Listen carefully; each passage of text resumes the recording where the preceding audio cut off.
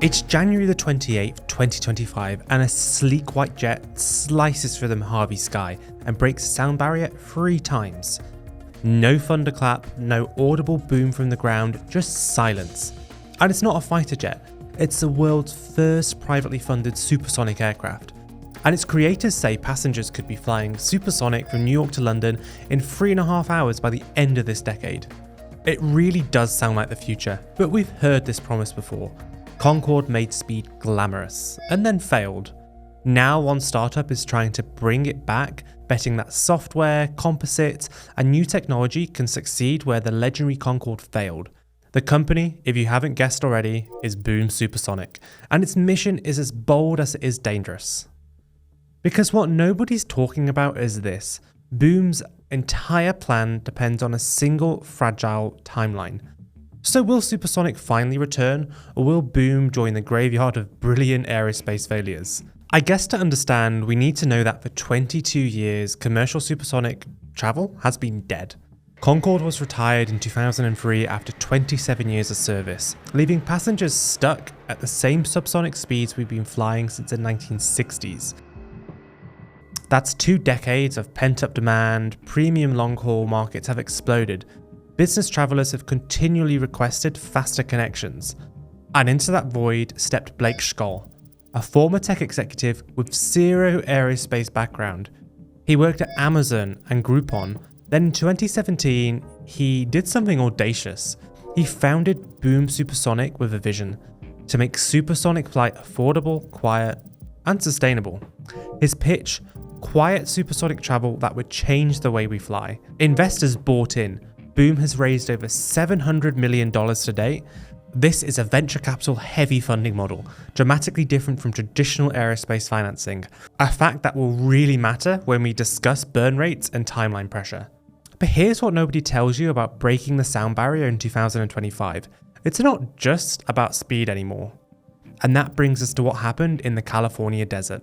As mentioned, on January the 28th, 2025, Boom's XB-1 demonstrator broke the sound barrier for the first time. Chief Test Pilot Tristan Brandenburg flew the aircraft from and to the Mojave Air and Spaceport. The aircraft reached supersonic speeds exceeding Mach 1 at an altitude of around 35,000 feet. But here's what makes this historic. This is the first independently developed supersonic jet. The first supersonic jet made in America without government backing. Every supersonic aircraft before this was funded by nation states and militaries.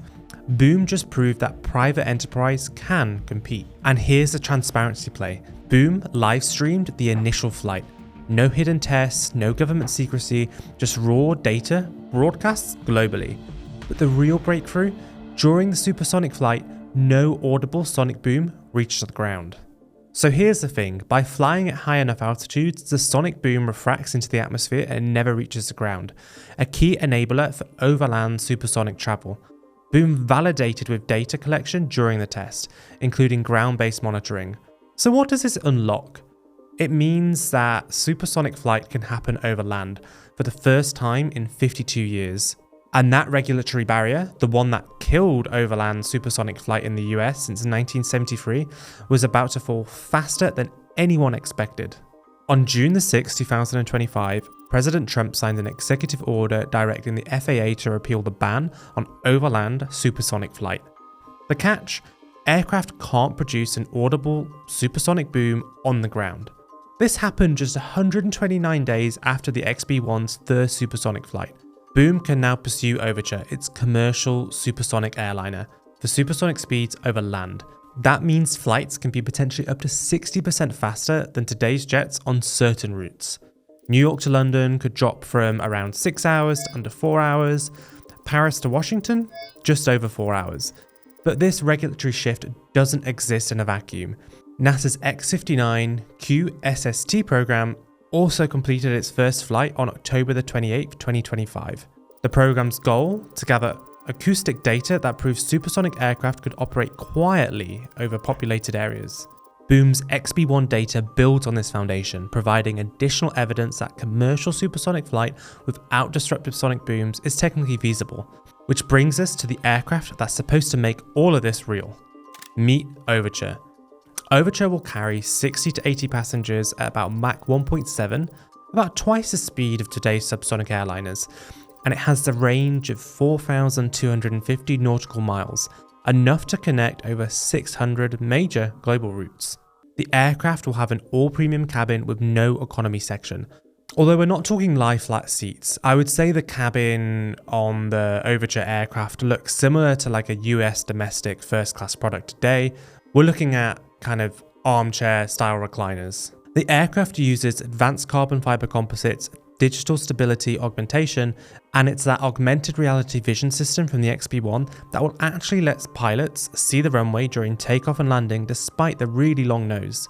Engineers use hundreds of simulations to explore thousands of designs optimized for both supersonic efficiency and stable low-speed handling. And the engines, this is really where it gets interesting. Boom, together with the military aerospace company Florida Turbine Technologies, a subsidiary of Kratos, is developing its own turbofan engine called Symphony, a medium bypass turbofan optimized for supersonic flight without afterburners, designed to run on 100% sustainable aviation fuel from day one. In April 2025, Boom announced that it had selected a site at Colorado Air and Spaceport to test the new engine, with testing slated to begin by the end of 2025. Colorado offered tax credits to support the engine development site, part of a broader US industrial policy push to reshore advanced aerospace manufacturing. Initial engine parts, including components for the compressor, combustor, and turbine, have begun emerging for prototyping. Final assembly will happen at Standard Aero in San Antonio, Texas, with Florida Turbine Technologies supporting component assembly.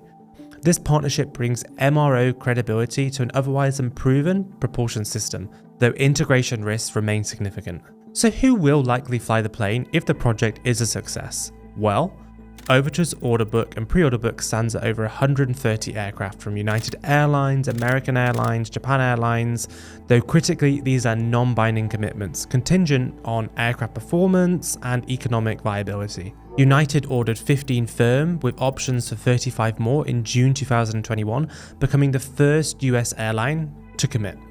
American followed in August 2022 with 20 firm orders with options for 40 more, critically this time paying a non-refundable deposit. Japan Airlines also signed on in 2017 with options for 20 aircraft, giving Boom $10 million to cover development costs. These aren't just handshake deals, airlines are co-developing specifications with Boom to ensure rapid FAA certification. But here's the catch, none of these orders are binding really until Boom proves the aircraft actually works, which means Boom needs to build the thing, and that requires a factory. So, in 2024, Boom completed the construction of the Overture Super Factory in Greensboro, North Carolina. This facility is designed to produce up to 66 Overture aircraft per year at full scale, vertically integrated for engines, airframes, and final assembly. That's more annual production than most legacy manufacturers achieve for wide bodies. So why North Carolina? It keeps the entire supply chain domestic, dodges overseas supply risks, and creates local jobs. This is an American manufacturing renaissance play as much as it is an aviation play. North Carolina provided $131 million in grants and tax incentives to secure the factory, underscoring how state governments are betting on supersonic aviation as a strategic industry. Boom will be investing around $500 million in the factory itself, with workforce development partnership through the North Carolina Community College system to cultivate a pipeline of skilled aerospace workers. The timeline for the plane? Well, a hangar rollout in 2026 and a first flight by 2027, and passengers by the end of 2029. That's an ambitious development cycle for a clean sheet supersonic airliner. But Boom claims it has a secret weapon. What is it, you ask? Well, the company operates 6 times leaner than traditional aerospace OEMs. Boom designed, built, and flew the XB1 using digital tools and rapid iteration.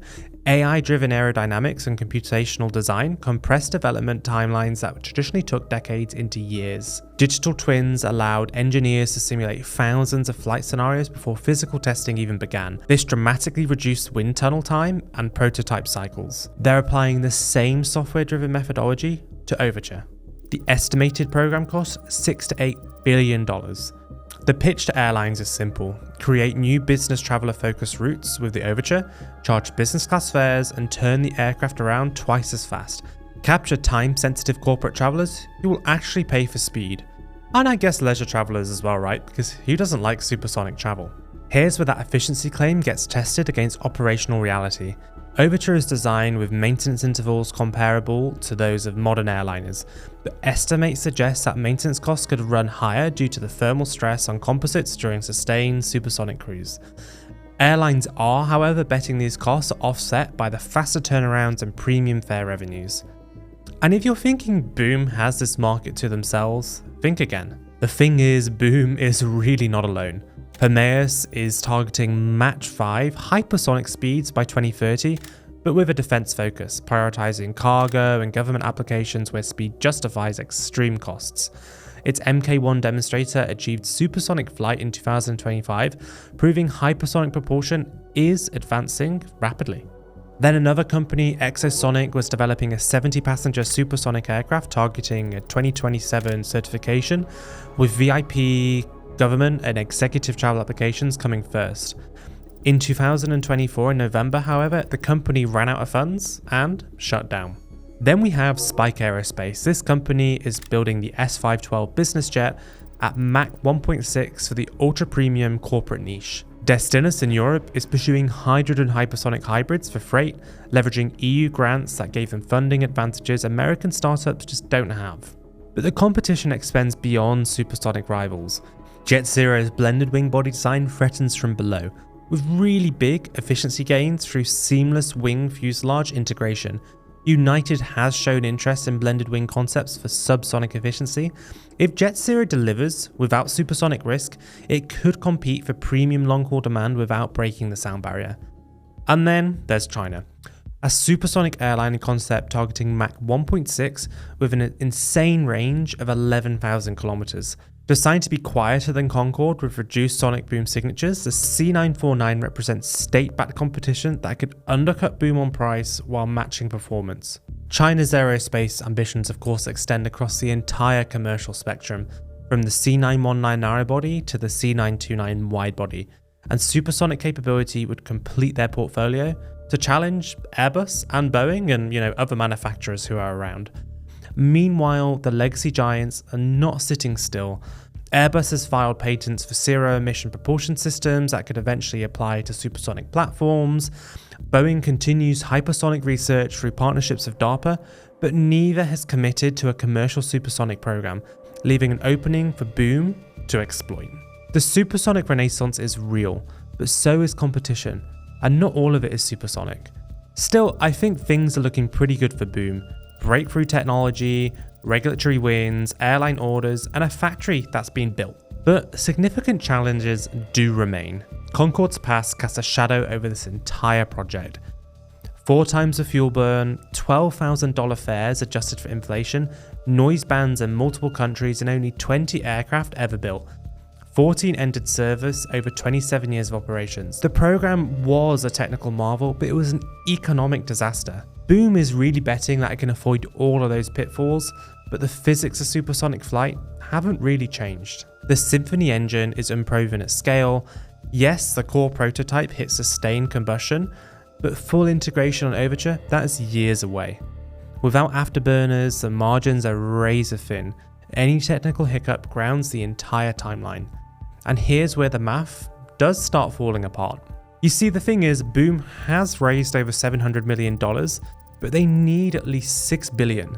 Current estimates suggest that Boom burns approximately $200 million per year on development, testing, and operations. It's almost $1 million a day, and that gives them roughly 2 to 3 years of runway beyond 2025 funding rounds, assuming no major cost overruns. Those airline pre-orders are non-binding. If costs balloon, and costs always balloon in aerospace, airlines will walk away, especially in a high interest rate environment where capital is expensive and alternative investments compete for resources. Think about it. United and American ordered Overture. If Boom misses 2029, confidence evaporates just like it did after Concorde. There is, however, speculation, it's unconfirmed, that Boom could pursue an IPO to access public markets or face acquisition interest from defense contractors looking to pivot towards commercial supersonic technology. And also, let's not forget, Airbus and Boeing would probably love to acquire a program if it's almost finished.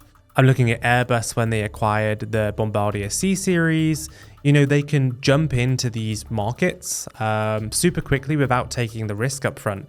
They buy when the product is there, and Airbus and Boeing could do this with Boom Supersonic. But all these paths are not guaranteed, and they all carry execution risks. Regulatory challenges continue too. The US ban is lifted, but international hurdles remain. Europe's IASA and ICAO maintain cautious postures on supersonic flight. Potential overland bans under strict EU noise and emissions regulations could delay some transatlantic operations that fly into mainland Europe. Then there's the market itself. Overture targets all premium cabins, and that's a fraction of aviation demand. The $3,500 business class fare works, but if there's a recession or there's changing kind of corporate travel patterns, this could obliterate demand overnight. Boom is projecting 500 plus routes across a potential market of over 1,000 aircraft over 2 decades. That's a big bet on sustained corporate travel growth and premium route expansion. But wait, it gets even more complex. The no boom technology works at XB1 scale. Scaling to Overture means validating composites, intakes, and thermal management over extended flight cycles. Boom must achieve FAA Stage 5 and ICAO Chapter 14 noise compliance, stricter standards than Concorde ever faced. Boom's testing will rely on NASA's X-59 acoustic validation data to prove that high-altitude supersonic cruise generates no ground-level disturbance. Drag reduction techniques look promising, but real-world wear? Well, that's unknown. Manufacturing scalability poses another risk. Overture's composite structures and thermal protection systems require supply chains from specialized suppliers for advanced materials all over the world. These supply chains are proven at a small scale for the XB1, but scaling to 66 aircraft per year introduces production complexities that have derailed aerospace programs around the world. I'm looking at you, Boeing, and Airbus. Pretty much every major program right now has faced delays.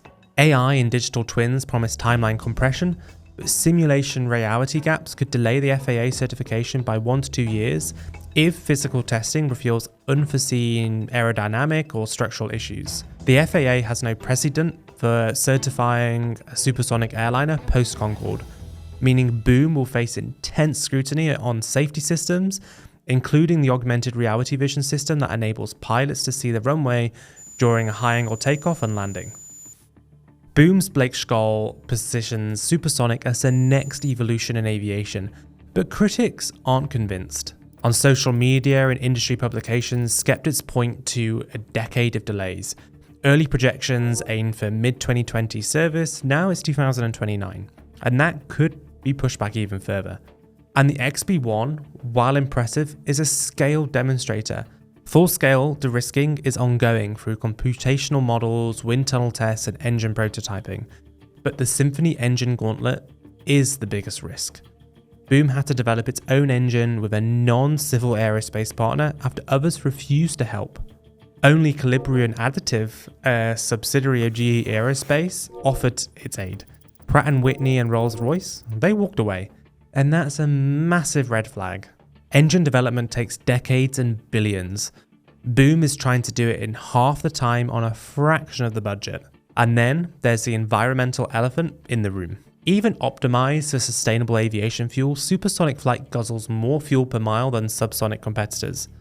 The physics are unavoidable. Higher cruise altitude means longer climb time. Supersonic drag is brutal.